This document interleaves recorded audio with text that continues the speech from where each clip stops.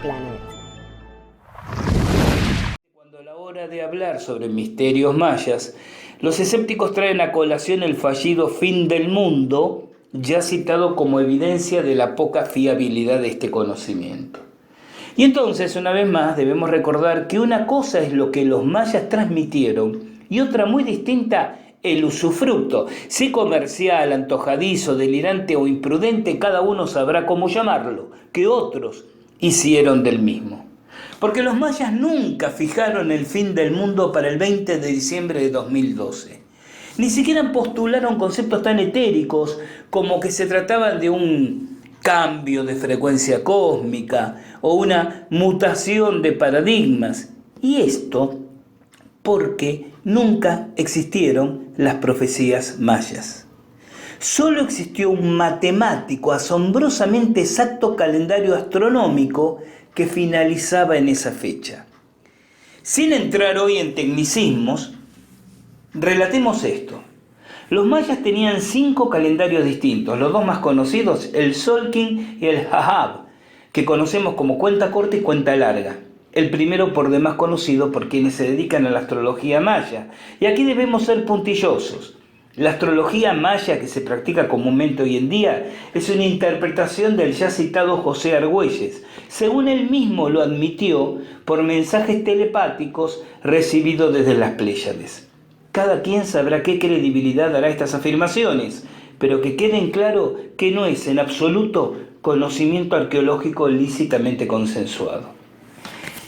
Los mayas fijaron el comienzo de su calendario en la fecha gregoriana 13 de agosto del 3114 a.C., correspondiente en su cuenta al 13.00004 Ajau 8 Semju. Volveré luego sobre esta fecha porque tiene otros significados, pero permítaseme señalar esto, que fijar en el conocimiento del calendario en esa fecha no significa que antes no hubiera nada, en el sentido de la creación del mundo. De hecho, en distintas estelas grabadas, por ejemplo la de Quiriguá, se fija con exactitud asombrosa fechas tan anteriores como 64, 90 y 400 millones de años atrás. Para que se tenga una idea clara de lo que esto significa, es como que yo tuviera un método, hoy que estoy grabando este podcast, de determinar el día de la semana, el mes y número de este mismo día, 400 millones de años atrás. En otras palabras, su calendario comenzaba en aquella fecha, la del 3114 a.C. según nuestro calendario. Pero no significa que no supieran, y de hecho para objetivos precisos calcularan, fechas anteriores. Y si esto lo hacían hacia atrás, también lo hacían hacia adelante. Su calendario, el periodo de este Baktún, finalizaba el 20 de diciembre de 2012, pero no significaba que no comience un nuevo Baktún con posterioridad a esa fecha. Y en la misma dirección, debemos desmistificar el mito de la desaparición de los mayas. Esto está muy instalado. Se dice comúnmente que unos 600 años antes de la llegada de los españoles, millones de mayas desaparecieron. Y aquí pujan todas las teorías posibles, desde un genocidio militar, exterminio por hambrunas hasta, cómo no, abducciones extraterrestres, migraciones al interior de la Tierra Hueca o teletransportación a, adivinen dónde, las Pléyades.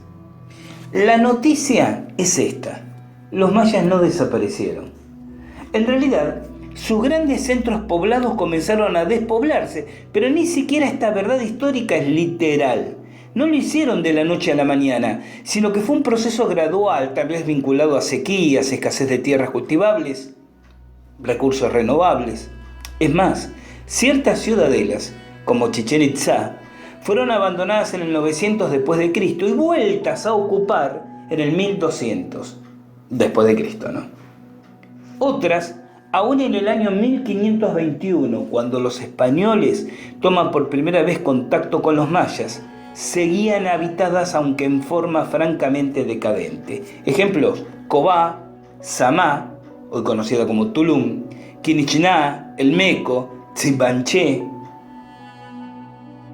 Y finalmente, el maya sigue existiendo aún hoy, mestizado en buena medida no solamente con españoles y descendientes de españoles, sino con otras etnias cercanas, porque justamente en su proceso de decadencia y migraciones lo hicieron hacia regiones dominadas por otros pueblos, el caso de los mexicas, con quienes se fusionaron.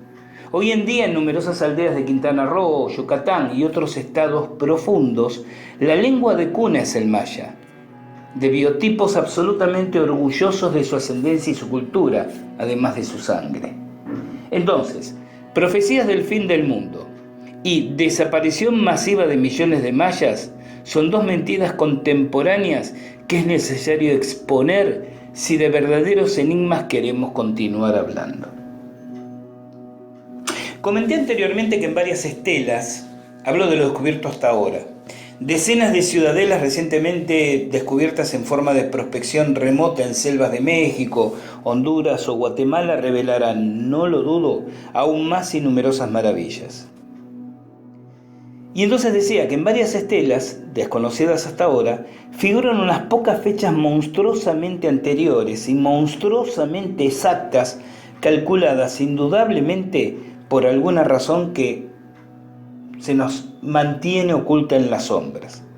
Fijan fechas en tiempos espantosamente remotos, los he citado, 64, 90 y 400 millones de años.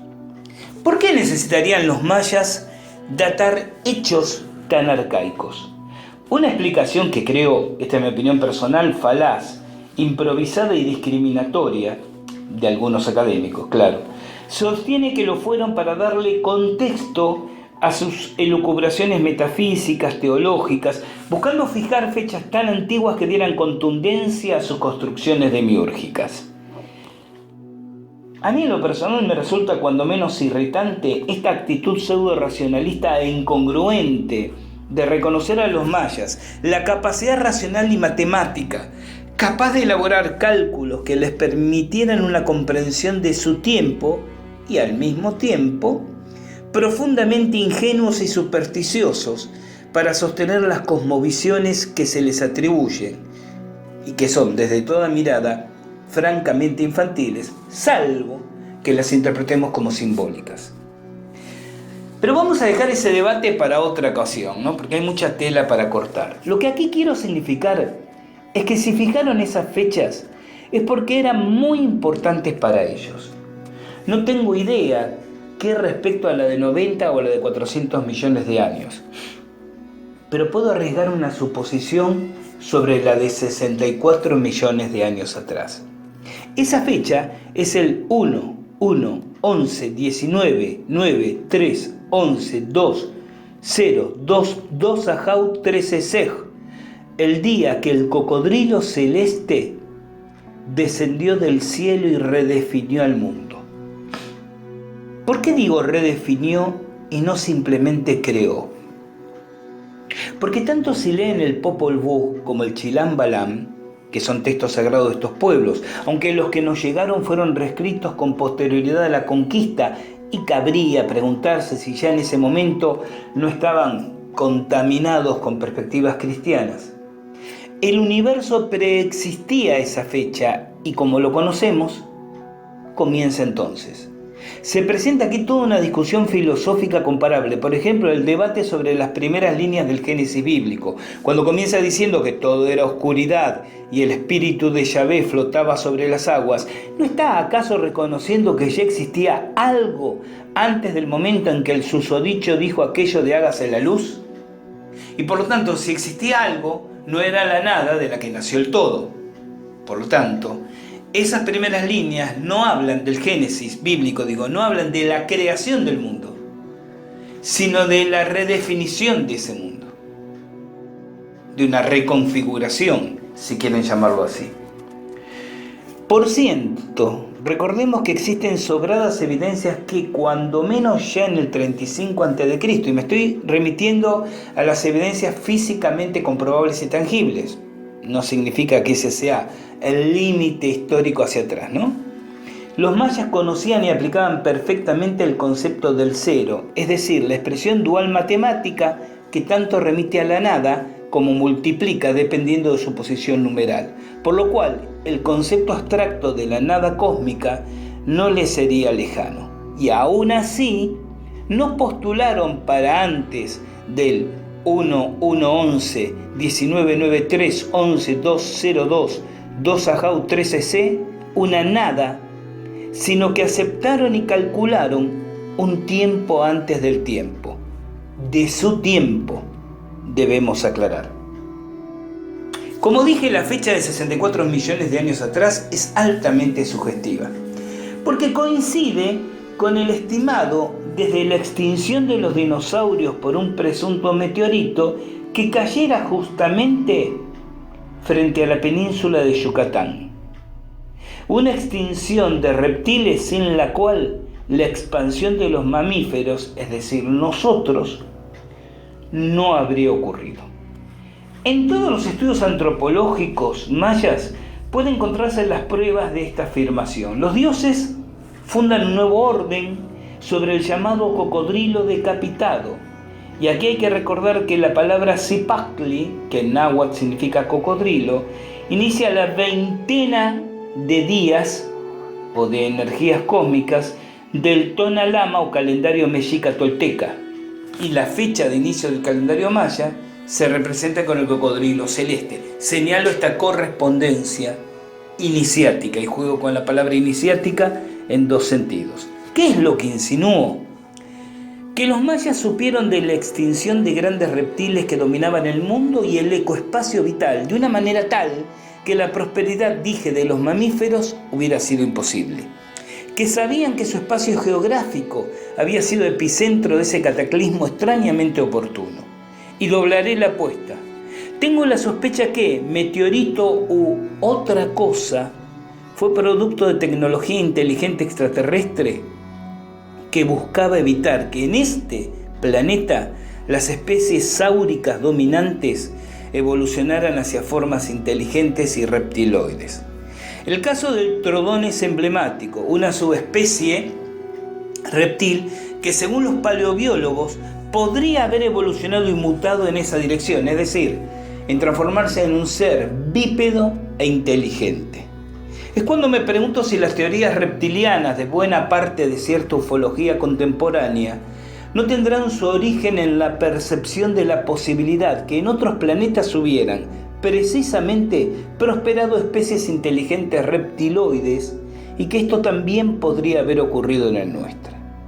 Si así fuera, especulo sobre una raza no humana que para evitarlo provoca un evento apocalíptico, desvío y colisión programada de un gran meteorito, por caso, para que otra especie homínida fuera la que tomara control de este mundo. Y dije que esto era una especulación, pero ¿saben qué? Me contradigo y afirmo que es una hipótesis de trabajo, porque existen fundamentos para construirla. Sin ir más lejos, las numerosas evidencias de civilizaciones en tiempos remotísimos, casi insultantes para la historia oficial. Old parts, huellas de pie humano junto a la de dinosaurios, restos megalíticos que desafían las cronologías, no es tema de este espacio hoy aquí, pero el oyente interesado encontrará sobrada documentación con alguna búsqueda paciente. Y en consecuencia, si hubo una historia antes de la historia, si hubo una o más humanidades millones de años antes que nuestra humanidad, entonces toda extrapolación especulativa tiene su asidero, incluso la de una catástrofe global, discutamos si natural o provocada, que borra esas humanidades para que surja una más acorde a otros intereses cósmicos, es decir, nosotros. Y allí está el omnipresente mito del diluvio en todos los pueblos, y también entre los mayas. En ese sentido traigo a colación la omnipresencia reptiloide en todas las antiguas tradiciones, de China a América, y en el caso específico que aquí tratamos, ese acto fundacional que significó la decapitación, y lo pondríamos entre comillas, del primigenio cocodrilo celeste en el inicio del mundo maya. Porque las crónicas del Chilam Balam Dicen que en esa fecha citada los dioses pisaron el lomo del gran cocodrilo y lo decapitaron, dejando en su cuerpo impresos sus pies. Luego, el cuerpo del animal fue elevado sobre 4 pilares y sobre él surgió el mundo de los hombres. Una poética metáfora, si se quiere, de una historia cosmogónica que puede ser interpretada en múltiples sentidos. Es importante señalar que en Mayab, que es el idioma maya, pisar es sinónimo de fundar, de iniciar una ciudad, un sitio ceremonial, de tomar posesión. Y en diversas partes del México precolombino hallamos tallados en la roca indicando pisadas humanas. La interpretación popular dice que fueron los pies de tal o cual gran hombre que se asentó allí, pero criptográficamente es una señal que indica un sitio o acto fundacional. Así que el relato de los dioses pisando al cocodrilo para decapitarlo puede interpretarse también como dioses, o debería decir extraterrestres, eliminando una especie reptiloide y fundando el mundo de los hombres mamíferos. Sin incursionar en umbrosos horizontes hagiográficos y semiológicos, digamos que el tiempo sagrado, es decir, el tiempo mítico, no es lineal como el tiempo profano, el tiempo humano. Subyacen los impulsos y arquetipos inconscientes y por eso es un tiempo del no tiempo, cíclico, recurrente y paralelo, y por ello simultáneo al tiempo físico. Eso lleva a los medidores del tiempo mayas a recrear calendáricamente los hechos fundacionales de su mundo, que es también nuestro mundo. Es la razón por la cual la fecha en que se decide y acepta en el mundo maya iniciar el calendario reproduce simbólicamente un hecho mítico, ancestral, un hecho increíblemente remoto, pero donde la agudeza intelectual de los mayas le permitió fijarlo en fechas, comprendiendo y calculando el tiempo antes del tiempo. Tendría la esperanza de que esto sea fácil de digerir y si no, siempre está la posibilidad de regresar un poco el audio atrás y volver a repasar los conceptos. Alguien también ha argumentado, ¿por qué no decir las cosas más sencillas?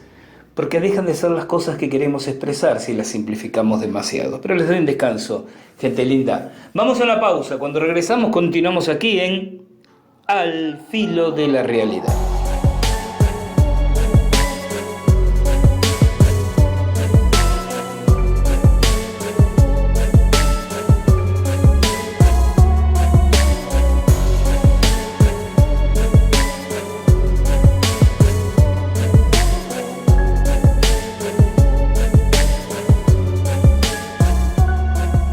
Estamos compartiendo en Al Filo de la Realidad nuestras personales, particulares reflexiones sobre algunos misterios mayas. Por ejemplo, algunas reflexiones que nos hicimos cuando estábamos recorriendo, observando, midiendo y husmeando por los rincones de Chichén Itzá.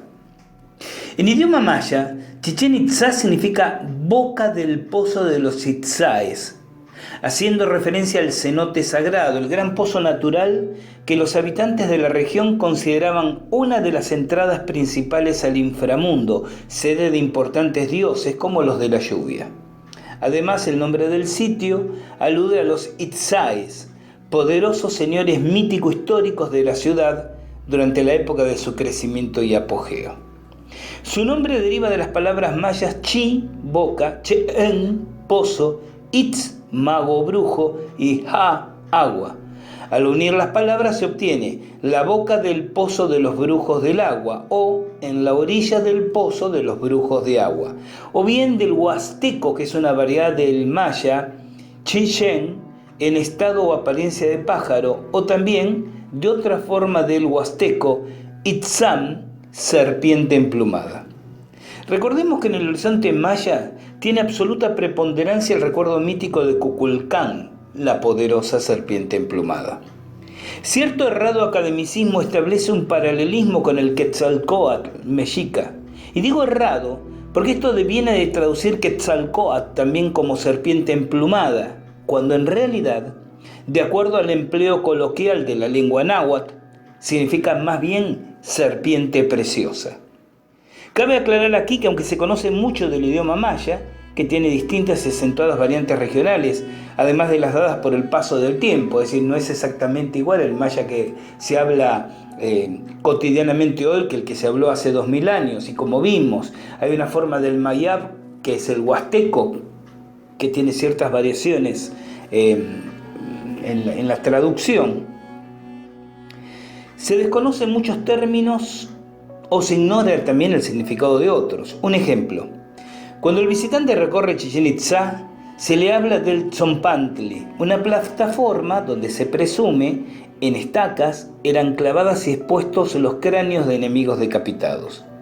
Fuera del debate si realmente ese era su uso, el hecho que aún los locales mayaparlantes le digan Tzompantli, término absolutamente náhuatl, no maya, demuestra que se ignora su denominación original y muy posiblemente también su naturaleza y función.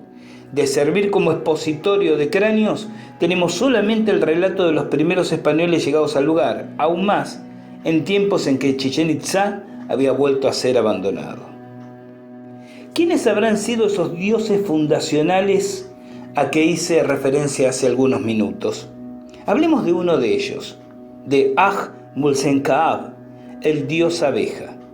Su imagen la vi en el castillo, una interesante edificación en Tulum, llamado originalmente Samá, tierra desde donde amanece, ya que se trata de un sitio ceremonial y habitacional frente al mar, desde donde previsiblemente se tenía día tras día un fantástico amanecer, y ya que Tulum significa fortaleza por la naturaleza amurallada del lugar, siendo una denominación muy tardía.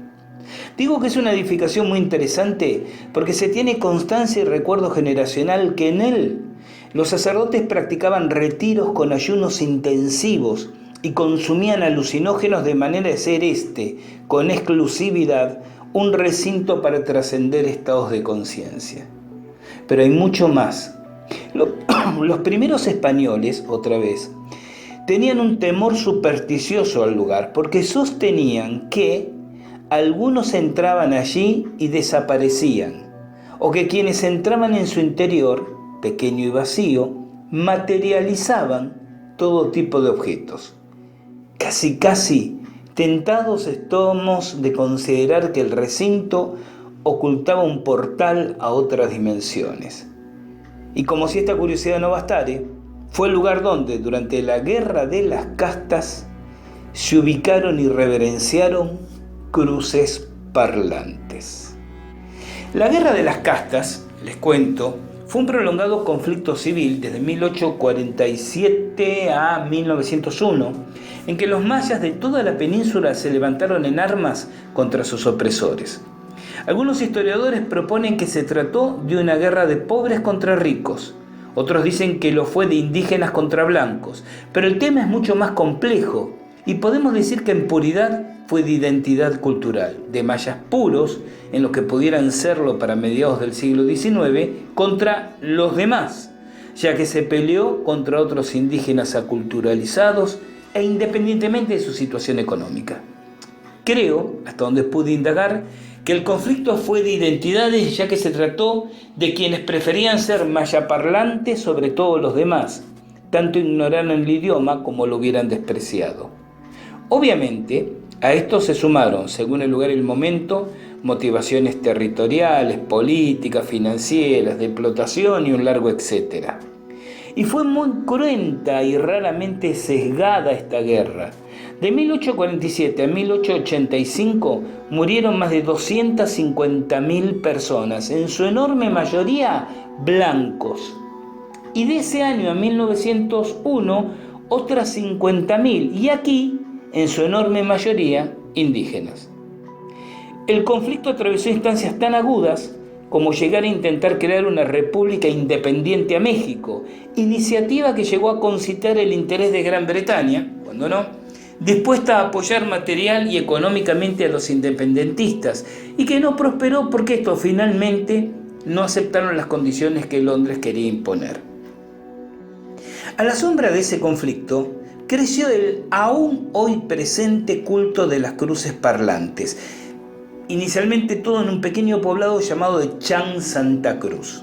En el mismo, supuestamente, unas cruces de madera, cruces cristianas, hablaban de manera audible, dando no solamente consejos de tipo personal y comunal, sino, en el punto álgido del conflicto, recomendaciones estratégicas para las batallas a sus generales devotos, indicaciones sobre el manejo de la economía local, instrucciones políticas, hasta el punto que hoy los devotos del culto se dividen en jerarquías según grados militares: general, capitán, sargento. Se ha señalado que en algún momento todo comenzó, en tiempos de guerra lo mágico parece revitalizarse, cuando un par de hábiles ventrílocuos usaron su técnica para hacerse pasar por las divinidades, porque es un extraño sincretismo. Los devotos creen en Jesús y a la par en los antiguos dioses que hablan por las cruces, hasta que esos ventrílocos fueron descubiertos por el pueblo y linchados.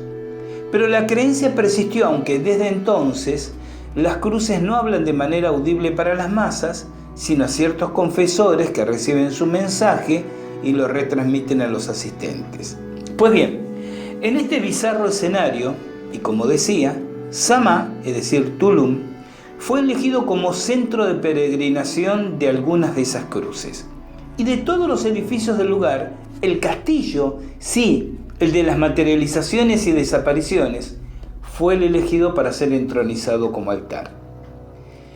En el frontispicio del mismo, entonces, aún puede verse claramente el símbolo del dios abeja, también conocido como el dios descendente por su postura.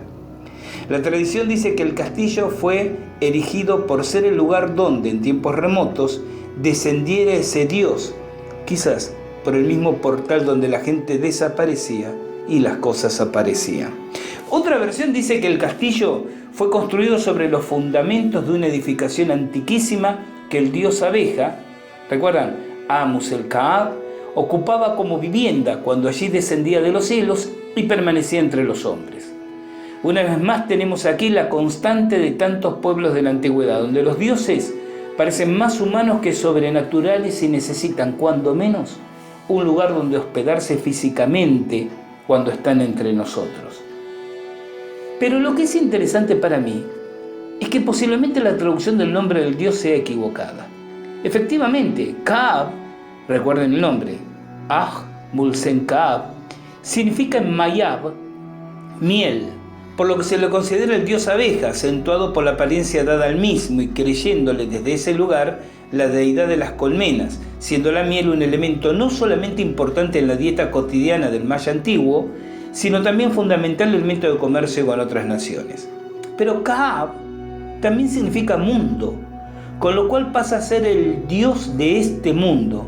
Y también su aspecto de abeja puede ser una metáfora creativa, ingeniosa y poética basada en el doble sentido de la expresión, siendo entonces el dios creador de este mundo, del mundo maya, el que descendió de la cúpula celeste y habitó físicamente en este planeta en tiempo de exterminio de los reptiles. Vamos a hacer una nueva pausa, breve, ¿sí? Y regresamos enseguida aquí en Al Filo de la Realidad.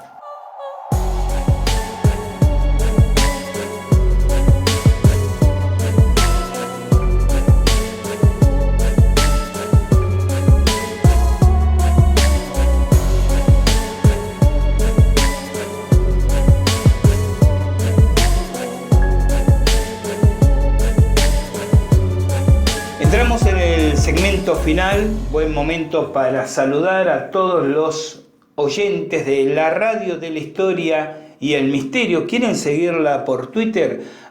@histomisterio, la Radio de la Historia y el Misterio que retransmite estas ediciones de Al Filo de la Realidad. Vaya entonces para todos sus oyentes nuestro saludo fraternal. Y regresamos al tema y regresamos a Tulum, donde tanto los académicos como los locales lo consideran un puerto basados sobre todo en relatos de la conquista que hablan de grandes canoas amarradas frente al sitio y enorme acopio de mercaderías dentro de sus muros.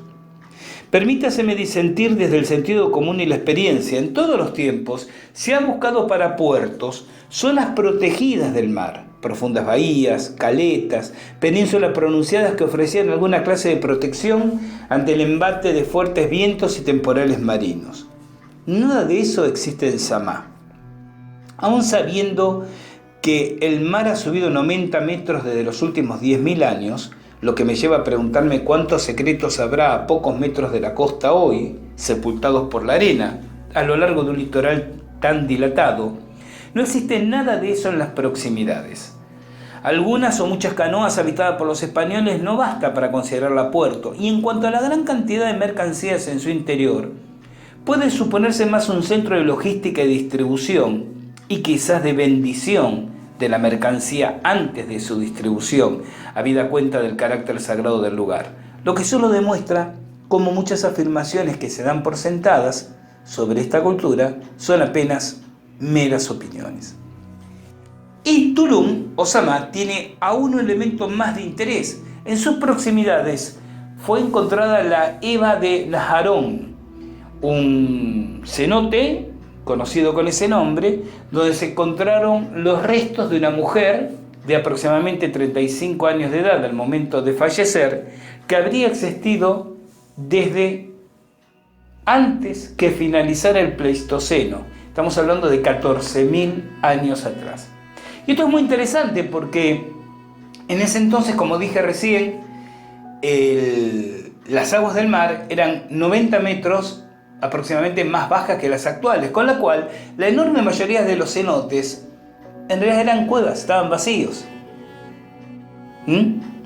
Quiere decir que no se trata de una mujer ofrendada en sacrificio, sino alguien que murió o sus restos fueron depositados en una cueva subterránea, que con el paso de los milenios, al aumentar el nivel del agua, el nivel marino del agua, terminaron inundando esos lugares. Esto es muy interesante porque a la par que nos amplifica en esa incógnita que nos planteamos de cuántos secretos estarán no solo en la jungla, sino bajo el mar, en la zona maya, nos remite a una presencia humana que es de las más antiguas en el continente americano, y que es, habiendo sido circunstancial el hallazgo de este esqueleto, presumible que pueda rastrearse hasta milenios o decenas de miles de años con anterioridad. Compartiendo otras reflexiones, recordemos que el investigador Richard Hansen, director del grupo de estudio arqueológico de otro sitio maya, El Mirador, afirma que esta ciudad, El Mirador, donde actualmente se halla una gigantesca edificación piramidal conocida como Danta, esto es en el Petén, Guatemala, fue la capital del legendario reino de Caán, reino de la serpiente, aunque el término en mayab remite también a semilla. Que ambos significados se emparenten con el mismo fonema, como ya hemos visto con la palabra Kaab, no hay que confundir una con otra, permite especular sobre los significados metafóricos, en el sentido que las serpientes, reptiles, fueron generadoras, semilla de algo. La pirámide más alta y voluminosa del mundo no es la de Keops, como generalmente se cree, ni siquiera la de Cholula, en el estado de Puebla, México, como yo creí hasta hace pocas semanas, con sus 70 metros de alto y 400 metros de lado. Lo es la de Danta que acabo de mencionar, que es en realidad todo un centro ceremonial, recuerden, en Guatemala, de origen maya, con 170 metros de altura y 470 metros de lado, aún hoy casi completamente inexplorada. No está muy claro quién y cuándo ordenó su erección. Como dije, está literalmente cubierta por la jungla, así como toda la ciudad a su alrededor en una de las selvas más difíciles del mundo. Solo de pensar en los enigmas que contendrá se me eriza la piel. Aquí quiero detenerme porque suele decírseme cuál es la razón por la cual no se excava simplemente en ese y otros lugares. Quien lo diga desde su buena fe seguramente jamás ha asistido o participado en una somera excavación arqueológica. En primer lugar, se necesitan enormes recursos financieros. No se entra en el lugar simplemente con bulldozers, ¿no? Con retroexcavadoras y topadoras, sino que se exige un impaciente trabajo dedicado durante años. Y la arqueología no es una ciencia aplicada, no entrega resultados de inmediato aprovechamiento financiero, tecnológico, bélico, político. Es el saber por el placer de saber, nada más y también nada menos. En el orden de los presupuestos nacionales, seguramente está detrás, lejos, del fútbol o la fiesta del chorizo colorado. Además, es mucho más difícil trabajar en la selva y cuidando el impacto ambiental, de paso, que en la montaña o el desierto. Una anécdota: en Quintana Roo y Yucatán, las autopistas, aún en proximidades de los grandes hoteles all inclusive, tienen señales claramente visibles que advierten sobre el peligro de felinos salvajes que pueden acechar al desprevenido que pare a un costado de la ruta para orinar. Uno pensaría que los jaguares se encontrarían casi extintos, pero no. Allí, tan cerca de los centros urbanos, proliferan y acechan. Imaginen entonces las dificultades en el corazón de la selva virgen. Y finalmente, last but not least, como gustaba decir el ínclito Antonio Rivera, está el hecho que muchos descubrimientos arqueológicos recientes y aceptados ya están obligando a reescribir los libros de historia. Solo puedo imaginar el estrés intelectual y el colapso académico que sucedería si muchos de los otros secretos de la antigüedad se develaran. Tomemos por ejemplo este. Hace apenas 4 meses atrás del momento en que estoy grabando este podcast, que se ha descubierto que la pirámide de Kukulcán en Chichén Itzá se encuentra construida sobre un cenote, esto es, un pozo subterráneo de agua dulce.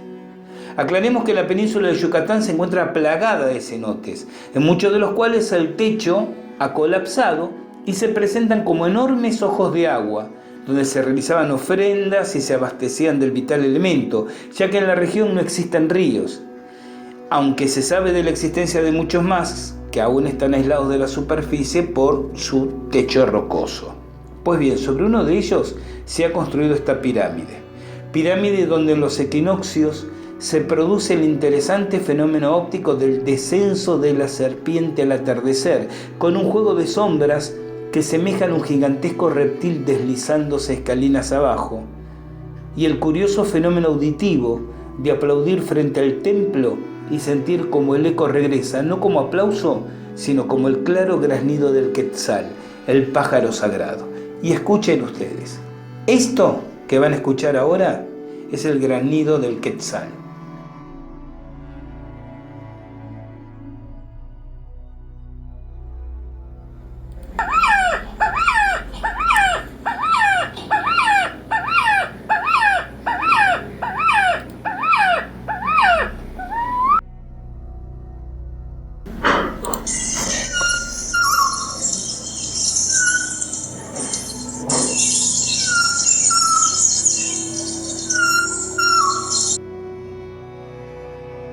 Y esto que van a escuchar ahora es el sonido de aplaudir las manos frente al templo de Kukulcán.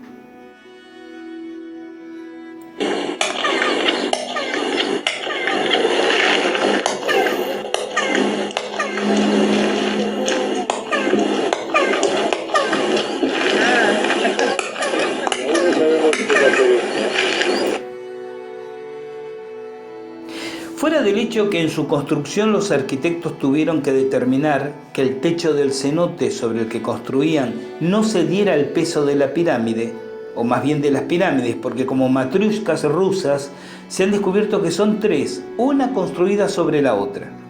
Se ha descubierto también que en dirección a los 4 rumbos cardinales hay otros 4 cenotes conectados por ríos subterráneos con ese central sobre el cual está el templo. Y esto no es casualidad, toda vez que el mismo detalle se redescubre en muchos otros sitios arqueológicos. Yo mismo he inspeccionado en Samá, es decir, Tulum, el cenote que está debajo del observatorio, emblemática construcción del lugar. Y como si no bastara, en otro horizonte cultural, el tolteca, encontramos que la característica se repite. En Teotihuacán, Tanto la pirámide de la Luna, la del Sol y el Palacio de Quetzalcóatl tienen sendas cavernas subterráneas debajo de sus estructuras principales. En el caso tolteca, accesibles a través de largos pasadizos. Tal vez a algunos de ustedes les parecerá un detalle de significado menor, propio de las creencias locales. Es bueno, entonces, recordar que esto se repite en numerosos sitios sagrados en todo el mundo. Bajo la gran pirámide de Keops, por ejemplo, se encuentra la Cámara del Caos, de carácter iniciático, hoy cerrada al público, aunque yo tuve oportunidad de observar el pasadizo que lleva a ella durante mi visita a la misma. Y el mismo fenómeno lo he encontrado en el Teocalli de Monte Albán, en Oaxaca, en México. Comentario aparte, pero ilustrativo.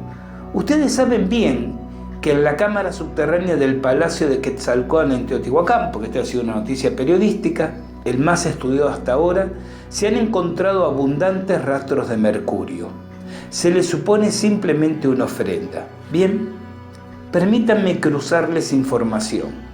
Aunque no se ha accedido físicamente aún a ella, se sabe fehacientemente que en la tumba, bajo un montículo piramidal, por cierto, del gran emperador chino Qin Shi Huang, del 220 a.C., el de los guerreros de terracota, ¿sí?, corren o habrían corrido un río y un lago de mercurio.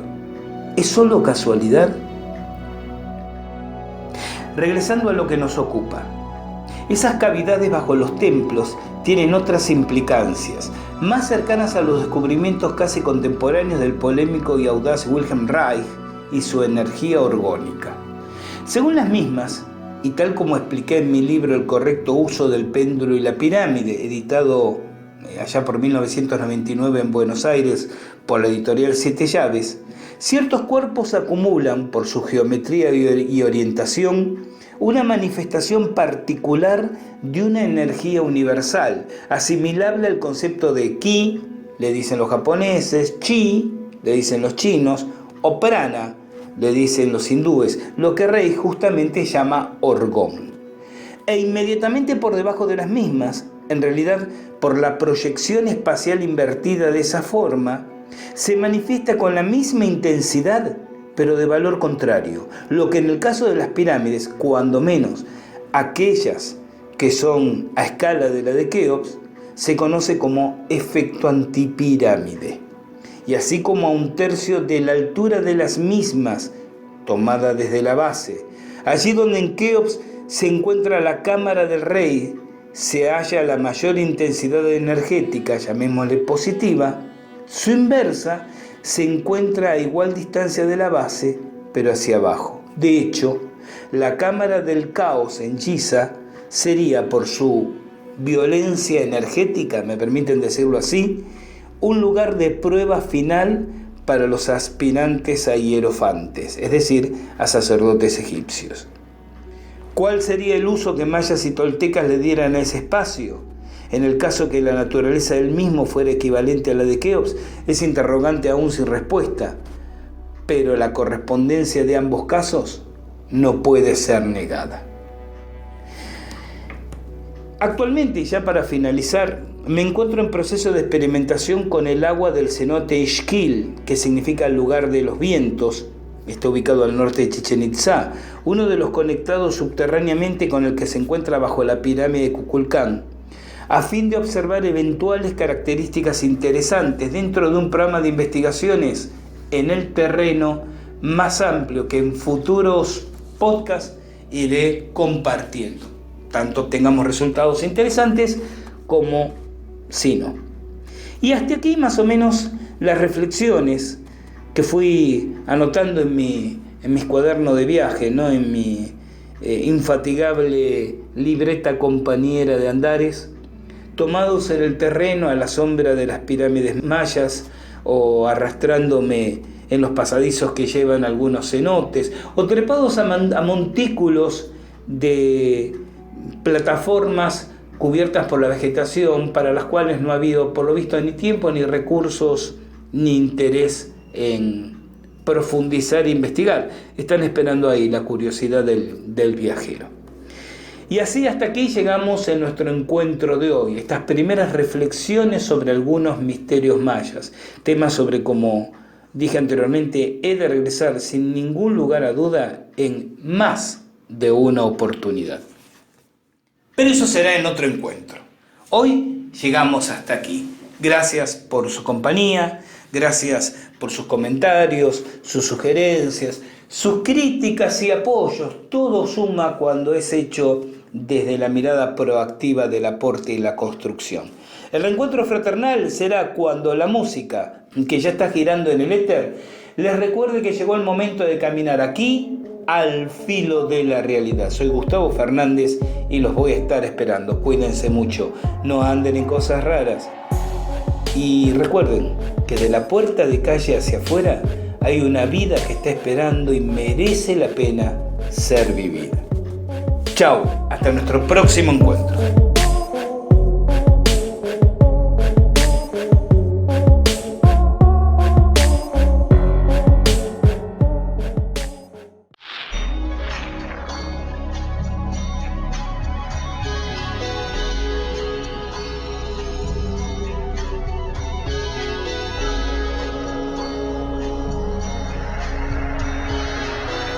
Mystery Planet.